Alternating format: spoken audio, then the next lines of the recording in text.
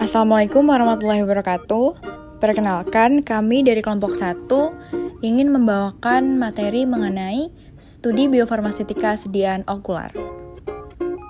Dengan anggota kelompok kami, yaitu yang pertama ada Dia Puspitarini, kemudian ada Diana Mulia Utami, Muhammad Irfan Al-Rashid, Ranesya Eka Anggraini, kemudian ada Sela Sandra Kirana, dan Putri Nabila Rahmadini. Anatomi mata. Bola mata orang dewasa berdiameter sekitar 2,5 cm. Dari seluruh permukaan bola mata, hanya 1/6 bagian interior yang tampak, sedangkan 5/6 bagian posterior terletak dan terlindung di dalam ruang orbita. Secara histologik, dinding bola mata tersusun oleh 3 lapisan, yaitu tunika fibrosa, tunika vasculosa, uvea, dan tunika nervosa atau retina. Retina merupakan tempat reseptor visual dengan 3 lapisan utama neuron retina yang dipisahkan oleh 2 zona di mana terjadi sinaps, yaitu lapisan sinaps luar dan dalam. Ketiga lapisan ini searah dengan input visual ialah lapisan sel fotoreseptor, lapisan sel bipolar, dan lapisan ganglion. Juga terdapat sel horizontal dan sel amakrin. Keduanya membentuk jalur lateral untuk mengatur sinyal yang dihantarkan sepanjang jalur sel fotoreseptor ke sel bipolar dan sel ganglion. Selanjutnya ada proses biofarmaseutika. Yang pertama itu ada liberasi. Liberasi merupakan proses pelepasan zat aktif dari bentuk sediaan yang terjadi secara cepat dan lengkap. Tahap pelepasan ini dapat dibagi dalam 2 tahap, yaitu tahap pemecahan, tahap peluruhan. Dari ini diperoleh suatu dispersi halus padatan zat aktif dalam cairan di tempat obat masuk ke dalam tubuh. Biofarmaseutika ada disolusi. Menurut Lahman di KK 2010, disolusi adalah proses pelarutan obat dalam media. Pada sediaan okular, media yang digunakan adalah cairan lakrimal. Kecepatan disolusi obat dari sediaan okular dipengaruhi dari berbagai faktor, antara lain ukuran partikel obat, luas permukaan obat, ketercampuran obat dan media, serta kehadiran bahan tambahan. Yang kedua ada absorpsi. Absorpsi obat mata topikal dapat terjadi di ekstraokular dan intraokular. Absorpsi ekstraokular melalui kornea dan non-kornea. Absorpsi intraokular terjadi pada obat yang diberikan melalui suntikan lokal. Jalur absorpsi obat topikal yang utama adalah melalui dilusi dan difusi dari lapisan air mata, kemudian berpenetrasi ke kornea dan diteruskan ke cairan akuos. Obat mata yang diberikan secara topikal dan lokal tidak mengalami metabolisme di hati. Eliminasi obat mata topikal maupun lokal melewati beberapa jalur, yaitu melalui drainase air mata, pembuluh darah di stroma konjungtiva, drainase cairan akuos, serta pembuluh darah iris dan badan siliar. Selanjutnya kita akan membahas mengenai faktor yang mempengaruhi bioavailabilitas dari sediaan okular. Yang pertama ada drainase cairan prakornea, di mana drainase cairan prakornea ini adalah salah satu alasan utama rendahnya penyerapan obat pada mata.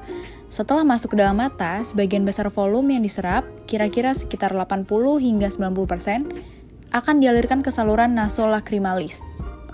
Faktor-faktor yang mempengaruhi laju drainase adalah volume yang diserap, viskositas, pH, tonisitas, dan jenis obat. Kemudian faktor selanjutnya adalah pengikatan obat pada protein air mata. Cairan air mata mengandung sekitar 0,7% dari total protein dalam tubuh. Pengikatan obat pada protein air mata ini dapat mengakibatkan penurunan konsentrasi total obat yang tersedia untuk tindakan farmakologis dan yang diperlukan pada lokasi target. Faktor yang selanjutnya yaitu penyerapan obat secara sistemik, di mana sebagian besar dari dosis yang dioleskan dapat diserap secara sistematis melalui drainase saluran nasolacrimalis, yang dapat menyebabkan potensi efek samping sistemik. Penyerapan obat secara sistemik dianggap tidak produktif dikarenakan adanya kapiler darah dan limfatik konjungtiva. Hal tersebut dapat menyebabkan hilangnya obat secara signifikan ke dalam sirkulasi sistemik sehingga menurunkan bioavailabilitas obat pada mata. Faktor selanjutnya yaitu faktor dari kornea. Lapisan epitel kornea bersifat lipoidal, sedangkan stroma bersifat hidrofilik yang mencakup 90% ketebalan dari kornea. Endotelium adalah lapisan terdalam yang memisahkan penghalang antara stroma dan aqueous humor. Lapisan tersebut membantu menjaga aqueous humor dan transparansi kornea karena fungsi transportasi dan sekretoriknya yang dimediasi oleh pembawa yang selektif. Kemudian, faktor yang selanjutnya adalah pengikatan melanin. Pigmen melanin yang ada di iris dan badan siliaris juga dapat mengubah bioavailabilitas mata dari obat yang diberikan secara topikal.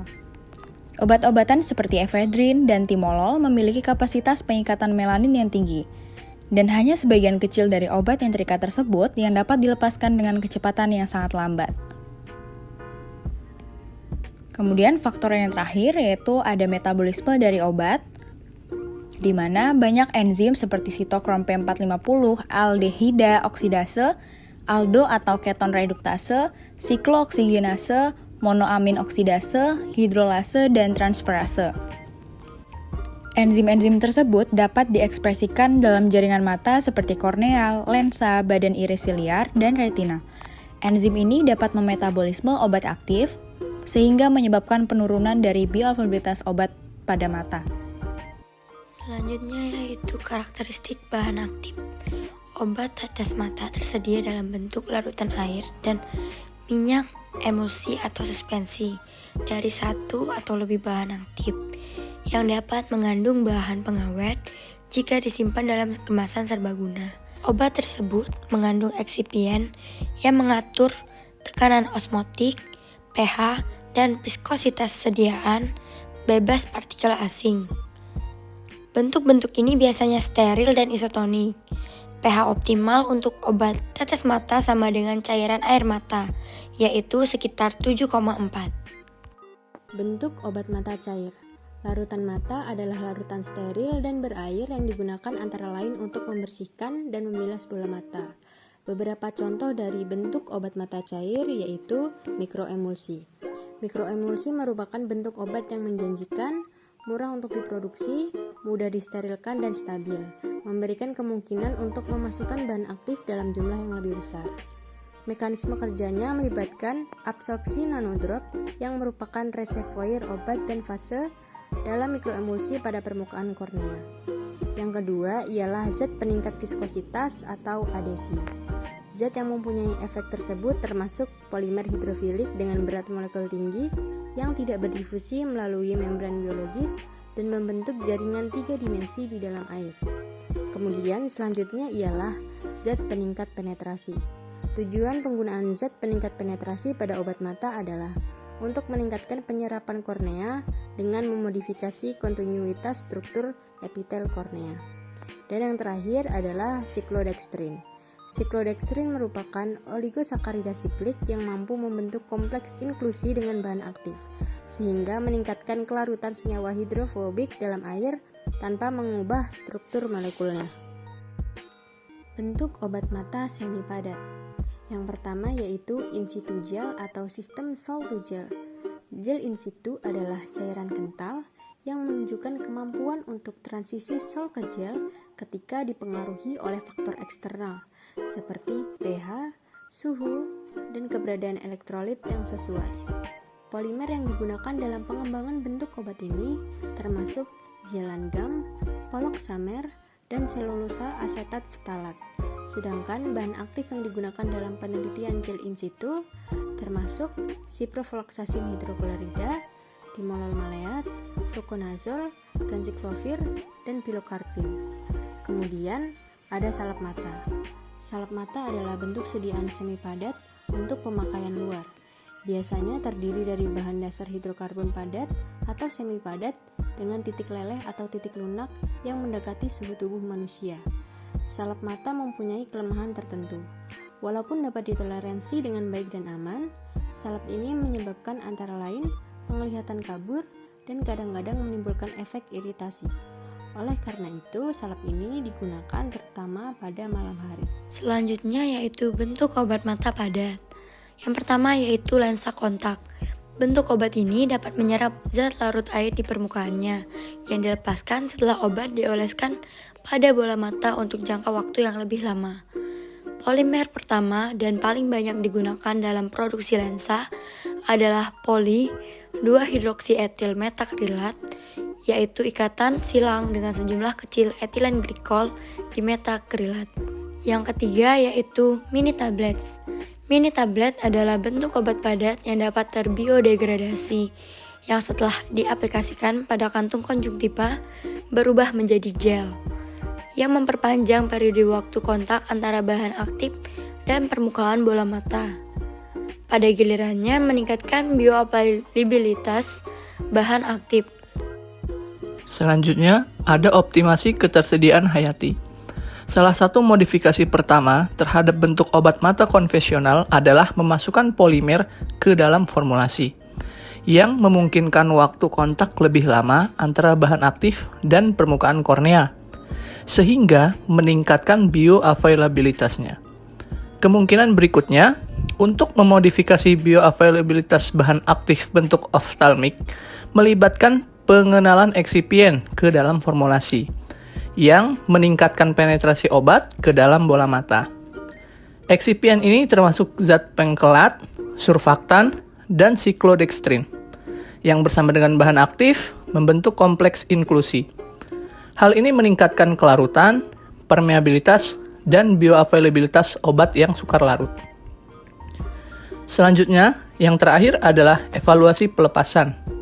Yang pertama ialah pelepasan obat in vitro. Dengan menggunakan model kompartemen reseptor donor biokimia, sisipan mata ditempatkan di dalam kompartemen donor dan bersentuhan dengan membran semi-permeable. Aliquot 5 mili ditarik secara berkala selama 12 jam dan sampel dianalisis dengan spektrofotometer UV vis. Yang kedua ialah stabilitas.